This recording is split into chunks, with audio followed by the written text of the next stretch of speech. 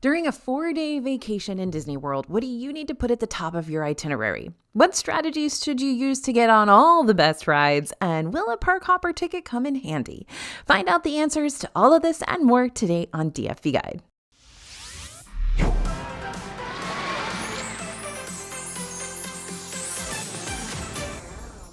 Hey everybody, it's AJ for Disney Food Blog. Whether you're planning on taking an extended weekend vacation or you're wanting to vacation in Disney World and avoid the weekend crowds altogether, the DFB team and I have created an updated 4-day Disney World itinerary that's going to help you pull off the best visit, no matter what. Keep in mind that per usual, our itineraries are springboards meant to be used as inspiration for your own trip, but your day-by-day schedule might look different depending on who you're traveling with and your specific priorities. But we do have free Disney World planning worksheets that you can pick up after this video over at disneyfoodblog.com/disneyplans, or right now by scanning the QR code currently on the screen, which can help you chisel out more of the specifics and help you save quite a bit of money during the planning process. Alrighty then, let's get to it with day 1. You feel that? That's you and your family crossing the Disney threshold under the Disney roadway arches, where your vacation will now officially commence. To make sure you can make the most out of your first day on property, you're going to want to plan your travel accordingly, especially if you're planning on using your free water park perk. Yep, all guests staying in a Disney World-owned resort hotel will receive free water park tickets on their hotel check-in day. This perk has been extended into 2026 as well, but so far it's only going to be available for the summer months next year. But throughout 2025, you got free water park access all year long. Now, the typical check-in time for your Disney hotel room is 3 p.m. or 4 p.m. if you're staying in a deluxe resort villa. But the good news here is that your hotel room doesn't need to be ready for you to start enjoying your free water park perk. You can still drop off your luggage with your resort's Bell Services desk at the very beginning of the day and then head straight over to the water park of your choice. If both are open at the time of your visit, you can choose one of the two. If only one is open, then guess what? That's the one you're going to. And you can get to the water park by rope drop, which is usually around 10 a.m. I'd recommend hitting up as many of the water rides as you can first before the lines get wildly long by that hot afternoon.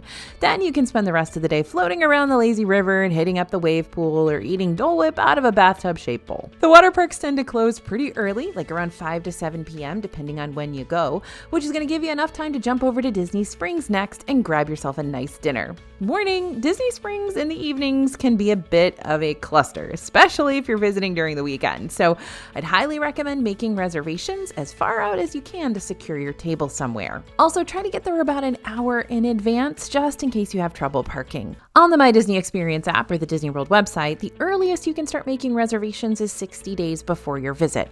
But lots of the Disney Springs restaurants can also be found on the OpenTable website, where you could potentially find more reservations available for places, or you could make dining reservations even earlier than the Disney website will let you. A few of our favorite sit-down places to dine on the Disney Springs scene include Chef Art Smith's Homecoming for fresh Florida-inspired meals, the Boathouse for a variety of surf and turf, Raglan Road for Irish pub cuisine and culture, Haleo for Spanish tapas and paella, Morimoto Asia for high-end Asian specialty entrees and dim sum, and the Edison for those looking for steampunk or speakeasy or modern jukebox settings. Okay, that's a lot of recommendations, and if we had more time, my scriptwriter Bria would probably go off on a tangent right about now, spilling all the secrets and best restaurant practices that she and I came up with while we were updating the Disney Springs section of the DFB Guide to Walt Disney World Dining.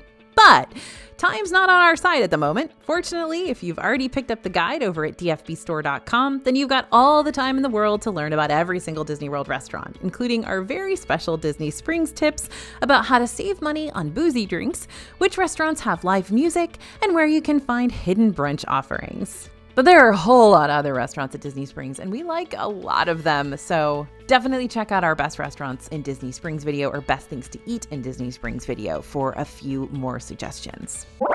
All right, day 2. For this particular itinerary, we're starting things off with the park that started it all, in Orlando anyway, Magic Kingdom. Look at that view of Cinderella Castle. With a view like that, things are already starting off on a high note for day 2. So let's make it even better by jumping on some rides. Since we're only going to have one day to spend in Magic Kingdom for this 4-day itinerary, and we've got so many rides to hit up in such a limited amount of time, you're going to want to go ahead and pre-purchase the Pay to Skip the Lines Lightning Lane Multipass service before your trip begins, at least according to our itinerary. MultiPass lets you pre-select 3 lightning lanes before each park visit instead of having to book them all on the day of. If you're staying as a Disney Hotel guest, you can start pre-selecting those lightning lanes 7 days before your check-in day. But all other non-Disney Hotel guests will be able to start pre-selecting their options 3 days before the first day of their visit. Throughout your day, you're still going to be able to select new lightning lanes after you use the ones you're already holding on to, so you can have 3 in your roster at all times. But lightning lanes can and do book up and sell out, so it's important to grab the most popular selections as soon as you can. When you're pre-selecting lightning lanes, each park, except for Animal Kingdom, will have their multi-pass options broken up into several tiers.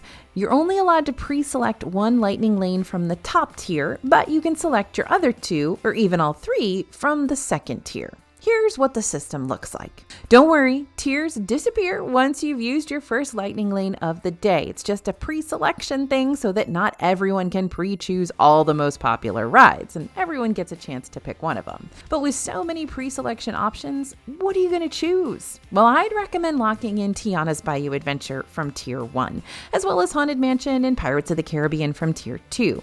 Since Tiana's is the newest ride in Magic Kingdom, it gets packed pretty quickly by the afternoon. Meanwhile, Haunted Mansion and Pirates are both iconic dark rides for the park, so while sometimes their lines can get lower throughout the day, more often than not, they're gonna spike. Peter Pan's Flight is also a solid multi-pass Tier 1 option if you're traveling with younger guests who won't be tall enough to ride Tiana's, or you're traveling with someone who doesn't necessarily want to get soaked on a log flume attraction. I get it. Now, you can purchase those single pass lightning lanes. I know I'm throwing a lot at you right now. The premium a la carte skip the line options are separate from the multi-pass selections. So the most popular rides you have to pay for separately. In Magic Kingdom, the rides that have these are Tron, Light Cycle Run, and Seven Dwarfs Mine Train. And grabbing one of those can be pretty pricey for just one ride through. Instead, you can always hit up Seven Dwarfs Mine Train during early theme park entry, which is that perk given to all Disney World hotel guests that'll reward you with a 30-minute head start inside every park every day. Tron isn't open during early theme park entry, but its queue line does open up during this time, so you can always use your 30-minute head start to jump inside the Tron line before Magic Kingdom opens for the rest of the public. The main downside to this strategy is that Tron is a whole lot cooler at night because it's all lit up and awesome looking. And by cooler, I mean probably both cooler like rad and cool like chilly. But anyway, riding Tron when the sun goes down is better across the board. So maybe try hitting this one up before the Happily Ever After fireworks begin, or buckle down and purchase that single pass lightning lane so you don't have to worry about the nighttime crowds that this high-speed coaster gets. Remember, at the time of this video's release, there are currently no virtual queue lines that you need to worry about at the moment. All the rides available around Magic Kingdom only have regular standby queue lines and regular standby queue lines only. But it's always a good idea to stay up to date with your good old friends at DFB just in case the status ever changes, because guess what? Virtual queues come and go. Go ahead and join our newsletter. It's totally free and you will be updated if virtual queues do change. You can join that newsletter down in the link in the description for this video. Now, how you collect lightning lanes or which rides you want to prioritize after you are inside the park is totally your call, of course. Unless you're part of the Unofficial People Mover fan club, then you know what you must prioritize because it's in the creed.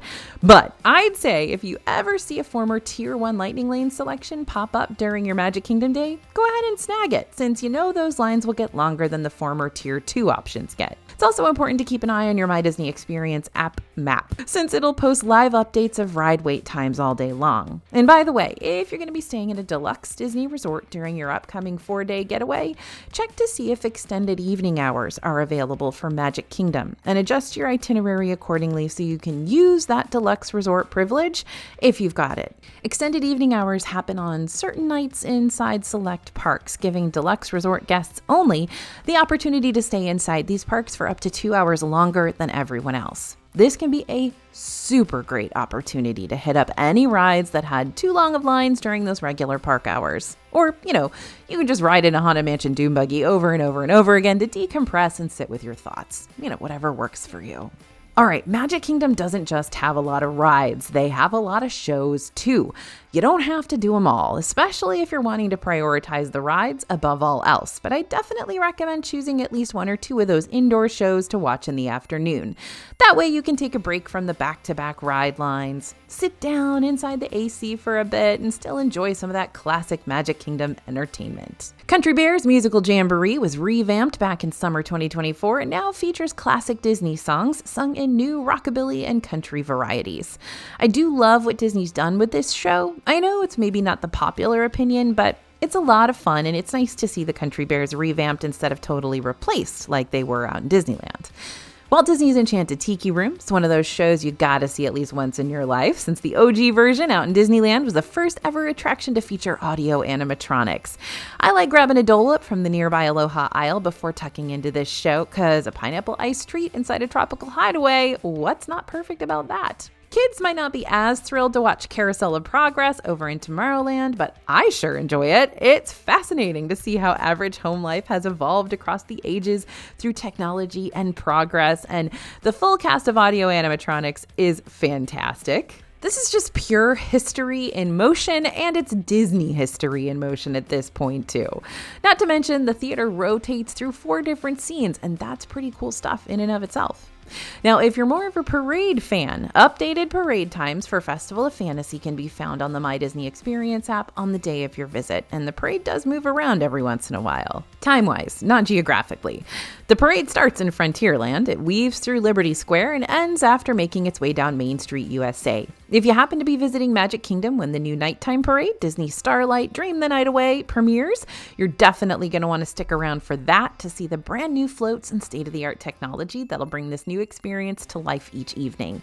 Just be sure that whatever time this show happens each night, you stake out your spot early. Got a feeling this is going to be a popular one, at least this summer. Speaking of staking out a spot early, unless you purchase one of Magic Kingdom's fireworks dessert parties where you'll have a guaranteed view of the show, plus unlimited sweets and eats, you're going to want to stake out a spot early for Magic Kingdom's nighttime Happily Ever After spectacular too, especially if you want to see those Castle and Main Street USA projections.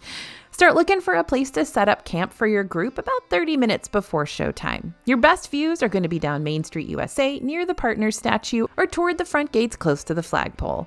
If you're not picky about seeing the projections, then there are lots of places behind Cinderella Castle where you can strictly watch the fireworks with a whole lot fewer people. And who knows, you might even get the chance to watch the fireworks with some of the Disney princesses from back here too, right? Because every now and then a Disney princess or two will pop up around Prince Charming Regal Carousel to watch the fireworks with Disney's younger guests. It's the cutest magical moment if it happens during your visit, but it's never a guarantee. And don't forget about the stage show that takes place in front of Cinderella Castle, Mickey's Magical Friendship Fair. This short outdoor live performance happens frequently throughout the day, so if you want to see it, it's hard to miss it completely. Again, just check the MDE app for updated showtimes. Okay, let's talk food next. Gotta keep yourself fueled up. Magic Kingdom's gonna drain you with all its fun-filled shows and rides, so you have to combat that by staying hydrated and fed. For breakfast, you can really go all out at Magic Kingdom's signature restaurant, Cinderella's Royal Table. This prix-fixe table service takes place inside the iconic Cinderella Castle. During your time here, you're also going to be able to meet lots of Disney princesses and take place in a wishing star ceremony. Hello, have you ever done that before? No, it's not really that big a deal, but you'll love it because you're in Disney World. Now, warning, this is the priciest restaurant inside the park, but you can cut down that cost slightly by booking breakfast here instead of lunch or dinner. This is also the hardest restaurant to secure reservations for, so be sure you hop on the My Disney Experience app as soon as you can to improve your chances of getting a table. Reservations open up for the Disney World restaurants, like I said, 60 days before your visit, starting at 6 a.m. Eastern online and 7 a.m. Eastern via phone. For a cheaper, way cheaper breakfast option that'll at least give you a nice exterior view of Cinderella Castle while you eat, you can always hit up Sleepy Hollow Refreshments in Liberty Square instead for some massive loaded Mickey waffles. The seating here is pretty sparse, but if you're okay with taking your waffle for a little stroll before you gobble it up, you might want to backtrack over to Tomorrowland and eat inside the Tomorrowland Terrace dining space. Tomorrowland Terrace is currently only used for those fireworks dessert parties at night, meaning the seating here is wide open for anyone to use during the day. If you didn't eat a massive meal at Cinderella's royal table earlier, then you might want to hit up the Crystal Palace buffet for lunch instead. Crystal Palace is right across the way from Cinderella Castle, and it's another character dining experience in the park. But instead of meeting princesses, you're going to meet Winnie the Pooh and his friends. Our personal favorite quick service to eat at in all of Magic Kingdom is, say it with me, Columbia Harbor House, a 2-story dining room set up with rustic nautical theming and hearty surf and turf options on the menu. Even if you don't eat a full meal here, please swing by for at least those hush puppies. They deserve your undivided attention. And since we're on the subject of snacks, Gaston's Tavern over in Fantasyland is also a hub for some of the best sweet and savory bites to eat, including options like the ham and Gruyere tart, the warm cinnamon roll, the gray stuffed cupcake, and the creme brulee croissant. All of them highly recommended. I know I already talked about Aloha Isle and Adventureland earlier, but yeah, still a solid option for your tropical Dole Whip snack needs, as is Sunshine Tree Terrace, which you'll also find in Adventureland, even though they have broken my heart by taking away the citrus swirl yet again.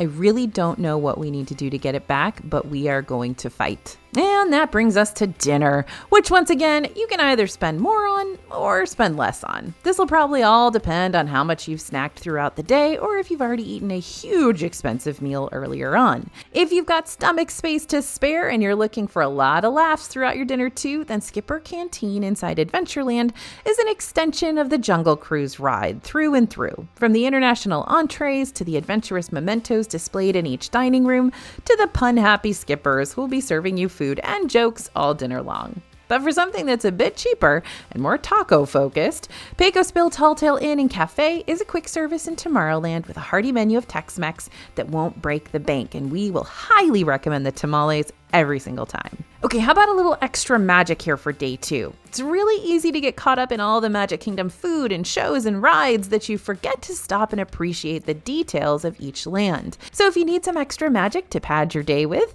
here are just a few, very few, of the options you might also want to add to your day 2 itinerary. First, shop around the stores lining Main Street, USA. This is a very good end of the night option if you want to wait out the massive crowds that'll be exiting the park by the end of the day. Second, you can join a pirate's adventure, Treasures of the Seven Seas in Adventureland for a free scavenger hunt with free souvenir maps.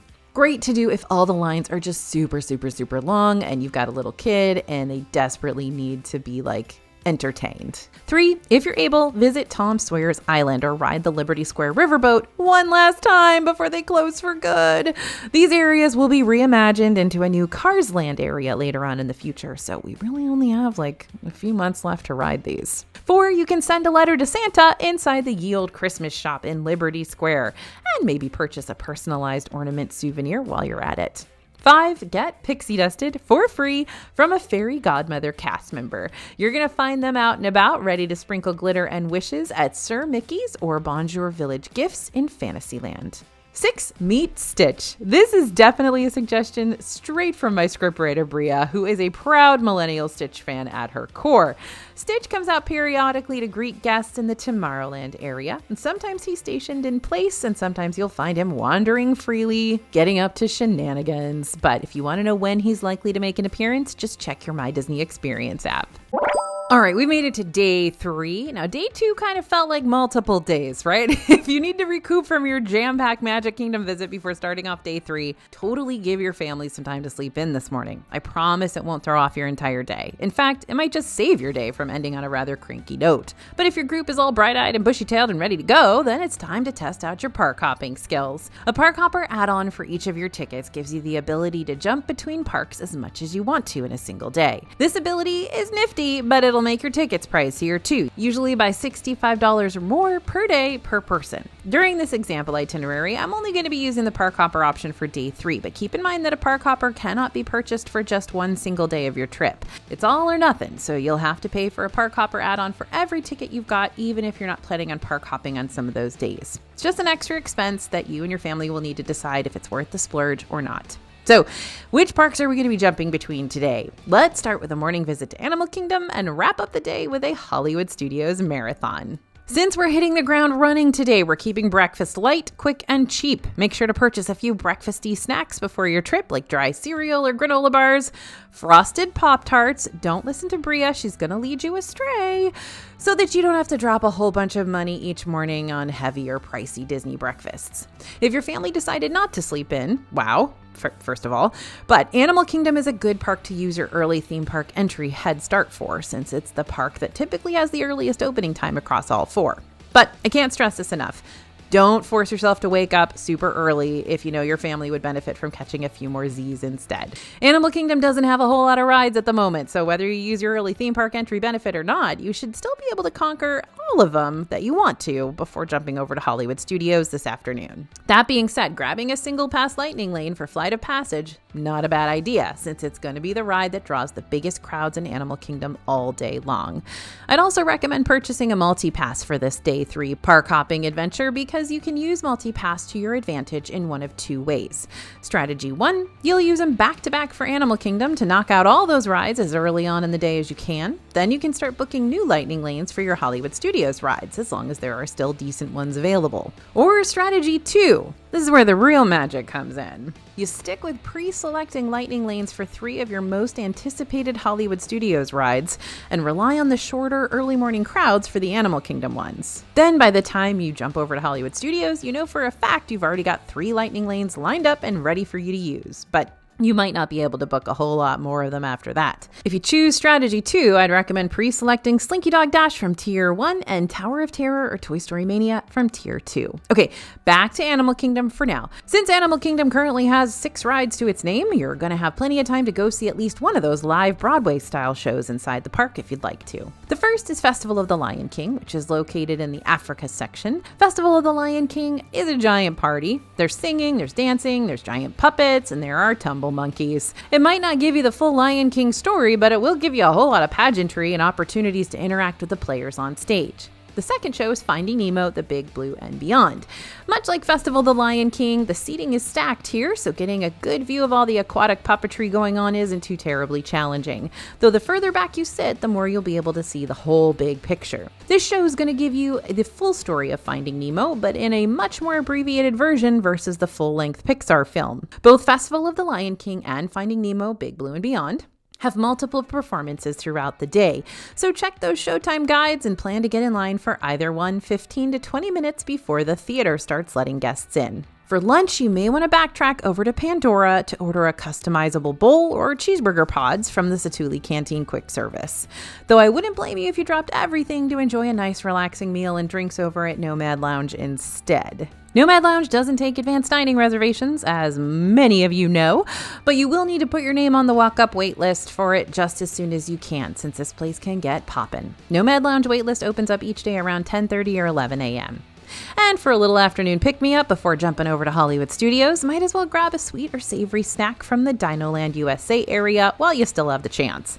Dinoland USA has been closing in phases to start on construction for the new Tropical Americas area coming to the park in 2027. This area won't officially close until the end of 2025 though, so you still have a little more time to enjoy its different offerings. My personal favorites in this area are the ice cream cookie sandwiches from Dino Bite Snacks and the buffalo chicken chips from Trilo Bites. Basically, if it has bite in the name, then the snacks should be good there. Okay, did you ride all the Animal Kingdom rides that you wanted to? Expedition Everest, Flight of Passage, Kilimanjaro Safaris, Kali River Rapids, you got them all? Okay. Now hold on a minute. I know you might be eager to jump into your Hollywood Studios section of the day, but there are some extras you might want to check out in Animal Kingdom before your park hopping journey begins. For example, there are so many walking trails and little animal exhibits around the park to explore, like the Maharaja Jungle Trek in Asia, the Gorilla Falls Exploration Trail in Africa, and Discovery Island trails in Discovery Island. While Pandora might not have any live animals out and about, this is a high fantasy realm, and it doesn't mean you're going to want to quickly do your rounds and then leave Pandora without taking any extra time to appreciate this section of the park.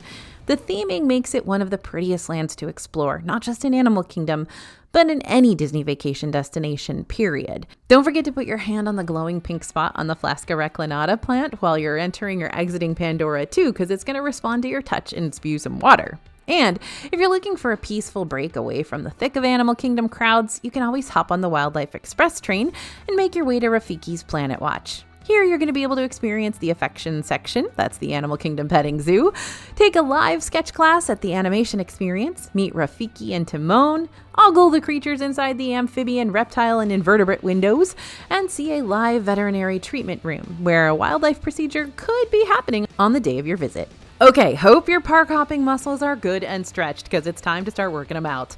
A trip from Animal Kingdom to Hollywood Studios via the complimentary bus system is going to take you about 15 to 25 minutes one way, depending on traffic. But this doesn't factor in how long you're going to have to wait for a bus to arrive at the Animal Kingdom bus stop beforehand. Just something to consider as you're building out your itinerary, since park hopping will eat a chunk of time out of your day. Another thing to consider is that bus transportation between the parks doesn't start up until 10 a.m. So if you're looking to make a super duper speedy visit to Animal Kingdom and you wanted to hop over to Hollywood Studios for the remainder of your day, you'll have to wait until 10 before you can hop over using Disney's free transportation service. Unless, of course, you splurge and book a rideshare instead. If you've got your Lightning Lanes pre-selected and raring to go, have at it. Lightning Lanes have an hour-long return window signaling when you can start using them. But if traveling between parks has you running late for your first Lightning Lane return time, don't worry. We've tested this strategy out ourselves, and per the release of this video, you can still use your Lightning Lanes for up to 2 hours past their return window. I just wouldn't gamble on this strategy since rules can change for Lightning Lanes at any time. The only ride you're not going to be able to snag a multi-pass Lightning Lane for is Rise of the Resistance in Galaxy's Edge. You can always purchase a single pass Lightning Lane for this one if you'd like to, but if seeing the nighttime spectacular, Fantasmic, isn't as big of a deal for you, the ride lines for Rise tend to drop down significantly leading up to showtime. Rise of the Resistance has also recently been testing out a single rider line option, similar to what you can find at Rock and Roller Coaster and Millennium Falcon Smuggler's Run. So if that extra queue is open during your next visit, it might give you a shorter line without you having to miss Fantasmic or have to pay for a single pass Lightning Lane for each member of your family. Now, I'm going to be honest with you. If you really want to ride Rise of the Resistance, go ahead and buy the single pass Lightning Lane. That's the only way you can guarantee riding it. So, shows are a really big deal in Hollywood Studios. So big, in fact, that this is where you're going to find the most live stage shows across any of the parks. If live shows are a big deal to you, then you may want to reorganize your itinerary and make Hollywood Studios your first park of the day instead of your second. Or you may want to spend a full day in Hollywood Studios and skip Animal Kingdom or one of the other parks entirely, since you're not going to be able to experience all of Hollywood Studios entertainment in just a half-day visit. Honestly, you're probably not going to see it all in even a full day's visit either, since each Hollywood Studios show only happens a few times each day. Not to mention, these live performances can start wrapping up as early as 5 p.m. Showtimes do change frequently, so at the risk of sounding like a broken record, please check those updated showtimes on the My Disney Experience app so you know what to expect. Now for the big question. If you've only got a limited time in Hollywood Studios to see 1 or 2 live shows, which ones should you prioritize? Well, I think the brand new offerings are a great place to start. On May 27th, 2025, Hollywood Studios is going to be debuting 2 brand new entertainment options. The first is Unfairly Ever After, which Disney has described as a spellbinding show with moving music and a most memorable finale, where you'll help decide who has been treated most unfairly among the Disney villains. Or if you don't want to decide and you want to love and fear each of these antagonists equally, we do have a Bad to the Bow Villains shirt on the dfbstore.com website, influenced by several of your favorite Disney villains, just so you can stand in solidarity with all of them. And the second new Hollywood Studios show is a reimagined interpretation of the park's long-running Little Mermaid performance. This is called The Little Mermaid: A Musical Adventure. The new, fully reimagined show takes the audience to Ariel's treasure trove, keeping the lively puppets and props and scenery center stage. But the fresh updates for this performance feature digital puppetry and jaw-dropping effects, according to Disney, as well as some new-to-the-show songs. And then, of course, you've got the classic live stage shows that have been around Hollywood Studios for years now that you can choose to prioritize instead. You've got Beauty and the Beast live on stage, Disney Junior Play and Dance, for the first time in forever, a Frozen sing-along celebration, and Indiana Jones Epic Stunt Spectacular. Are you hungry? Okay, dinner at Hollywood Studios can go one of 2 ways. You can either keep things casual or make it bougie. The casual route might bring you to the Backlot Express quick service over in Echo Lake, which serves up classic theme park eats like chicken tenders and burgers, as well as a few surprising non-traditional theme park options too, like teriyaki tofu bowls and the Cuban sandwich. By the way, you can also get a big thing of my beloved plastic cheese here for just $1 more. Really is the perfect chicken tender accompaniment and fry accompaniment, in my humble opinion. The bougie route, however, might bring you to Hollywood Brown Derby, a sophisticated signature restaurant with an ever-changing menu of appetizers and entrees and drinks worthy of a red carpet. If you miss your window of opportunity to snatch up a dining reservation for this restaurant, you might have better luck checking for walk-up availability at the Hollywood Brown Derby Lounge. This serves pretty much the same menu of eats and drinks. And you don't need a reservation. And don't forget to grab carrot cake cookie from the Trolley Car Cafe, located off Hollywood Boulevard, for dessert. Technically, it's now called the carrot cake whoopie pie on the menu, but in my heart, it will always be the carrot cake cookie. Sometimes the inner icing of the carrot cake cookie can start off being a little frozen and gummy because they keep it in the fridge, so you want to give it some time to thaw before you bite in. This is why I like to order mine and then take it with me to the Hollywood Hills Amphitheater or off Sunset Boulevard toward the end of the night, because the walk gives my cookie time to warm up for a bit, and then I can enjoy it while watching the phantasmic nighttime spectacular. We've made it to day 4. Okay, this might be our 4th and final day in Disney World, but we're not slowing down yet. Okay, you might be slowing down. This is a lot packed into just 4 days' time after all. So again, if you need the extra sleep, don't be afraid to hit the snooze button before jumping into day 4 at Epcot. So we've been using lightning lanes a lot these past couple of days, but I'm going to spare you the lightning lane hassle on day 4. That being said, if you know you're going to be visiting Epcot during an ultra busy time of the year, it might still be a good idea to invest in a little multi-pass or single pass security. At the time of this video's release, there are currently no virtual queues you need to worry about for any of these rides. However, I have a feeling that might change when Test Track 3.0 opens this summer, so stay tuned on updates for that. Guardians of the Galaxy Cosmic Rewind is going to be the ride you want to prioritize first thing if you don't plan on grabbing a single pass lightning lane for it. It's even better if you can get in line for this one during early theme park entry, but again, don't break your back over that if you know you need some extra sleep before entering the home stretch of your trip. If the lines are still reasonable after you blast your way across the galaxy, Remy's Ratatouille Adventure in the France Pavilion or Frozen Ever After in the Norway Pavilion are both solid second options. Just really depends on which one you're most excited to ride or which one has the shortest line. If I had to pick one to prioritize, I'd probably choose Frozen Ever After over Remy, but that's only because Remy's Ratatouille Adventure has a new single rider line option that you can fall back on if you need to. The other rides throughout Epcot shouldn't give you too much trouble on an average crowd level day, though Soarin' Around the World will be a ride you'll want to keep your eye on via the My Disney Experience app, since its wait times can fluctuate a bunch. Moving on to shows, Epcot may not have full-fledged Broadway level shows like Hollywood Studios and Animal Kingdom do, but depending on the person, you might enjoy Epcot's entertainment offerings even more, especially if you're visiting during one of the festivals. Epcot invites big name performers, A-list celebrities, and local talent to the park for their festival entertainment in 2 different locations: Communicore Plaza over in World Celebration and the America Gardens Theater in the American Adventure Pavilion. Check the America Gardens entertainment schedule ahead of your trip to see who's going to be playing when you're there. If it's a more popular band or a celeb who'll be taking the stage, then you'll probably want to line up for the show early, very early, to guarantee a spot in this outdoor theater, because those bleacher seats will fill up fast depending on who's performing. It might also be worth looking into Epcot's dining packages to guarantee a seat for one of the shows that day, as well as a nice meal to boot if there's someone you really want to see. Back over to Communicore Plaza. While some of the outdoor entertainment in this new area rotates out often, Celebración Encanto sticks around all season long, giving younger guests the chance to sing and dance along with a few of their favorite Madrigal family members. When the end of the park day starts approaching, you'll want to get a good vantage point of Epcot's nighttime spectacular, Luminous, which is best seen around the World Showcase Lagoon. Unlike Happily Ever After, you're not going to need to stake out a spot for this one super duper early, since there aren't any projections you need to worry about seeing.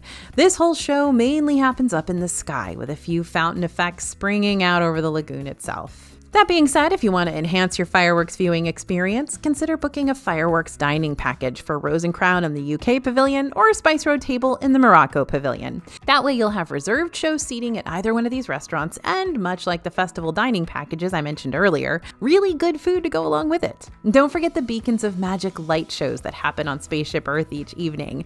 Not that Spaceship Earth would let you forget, because you can see that show from, well, space. Whenever a festival or other special event is going on over at Epcot, Spaceship Earth's going to rotate out 2 or maybe even 3 light shows each night, so you're going to want to stick around to see them all. These light shows happen about every 15 minutes. Ah, yes, my favorite part, food. Goodness, there is so much food available around Epcot. So if you want to see just how much there is, you should really check out our Epcot bracket competition where all the restaurants inside this park battle it out to find out which one is the best Epcot restaurant of them all. Little shameless plug for you there. But for now, I'm going to keep things super simple and just throw out a few different options that you might want to add to your Disney World tasting itinerary. For breakfast, Garden Grill is going to give you an endless spread of familiar morning eats like eggs and bacon and Mickey waffles and the like, all while you dine in a restaurant that slowly rotates above the Living with the Land boat ride. And if that's not cool enough for you, Mickey, Pluto, Chip, and Dale will also come by to visit your table during your meal to provide hugs and autographs and pictures. Garden Grill can get expensive though, so if you're looking for a cheaper or lighter option to start your morning with, Kringle Bakery, Og Cafe, and the Norway Pavilion is only steps away from Frozen Ever After, meaning you can ride the ride and get a specialty Norwegian pastry or Viking coffee right afterwards. For lunch, Shikisai Sushi Izakaya is the newest restaurant in Epcot over in the Japan Pavilion, and it might tickle your fancy. This place serves up a variety of different sushis and sashimis and danduri bowls, and a whole lot more inside a table service setting that constantly changes with each season. But if you're trying to just grab a bite and get back to the Epcot action as quickly as possible, I get it. Regal Eagle Smokehouse over in the American Adventure Pavilion is going to fill you up with hearty barbecue fare in a quick service setting. While Epcot's got so many different table services to choose from though, proceed with caution when making advanced dining reservations here. During the Epcot festivals, the World Showcase blossoms with tons of different seasonal food booths that serve specialty snacks and drinks that'll only be available inside the park for a limited time. Lots of us like to taste our way around the festivals to create a progressive lunch or dinner, but if you book a super filling table service meal, you might not be able to partake in all the festival taste testing. Just something to keep in mind. You might also want to save room for other Epcot snack locations that sure do hit the spot, like Caramel Couche in Germany or Les Halles Boulangerie Patisserie in France. Or you can forget about saving room altogether and splurge on a really good steak over at Le Cellier Steakhouse in the Canada Pavilion. I'm also a huge fan of keeping things super simple for dinner and grabbing a basket of fish and chips from the Yorkshire County Fish Shop window over in the UK Pavilion before fireworks time. I know, there's a lot to eat. So good luck, and may the force be with you. So your day in Epcot was probably already magical enough, and I'm sure you're very, very full. But if you're looking for a little extra magic, here are some more ways to fill your day. First, you can sample the free international sodas at Club Cool and World Celebration. Interact with the living waters featured all around the walkthrough experience, Journey of Water, inspired by Moana. Explore Sea Base and visit the thousands of aquatic creatures that call Epcot home. This one has a C, by the way. And simply put, you can take your time exploring each of the 11 pavilions around World Showcase because it truly does feel like a sampler platter of global travel in the best way possible. This is why we give you a whole day in Epcot on our 4-day trip. Okay, our 4-day vacation around the most magical place on Earth might be at its end, but don't go boohooing just yet. We've still got so much we want to tell you about before your big adventure, so check out one of our other many planning focused videos next. If you're looking for a suggestion, I'm pretty partial to what I learned on my last trip to Disney World. And don't forget to pick up your free Disney World planning worksheets over at disneyfoodblog.com/DisneyPlans. Thanks for listening, everyone, and thanks for watching. As always, this is AJ for Disney Food Blog, and we'll see you real soon.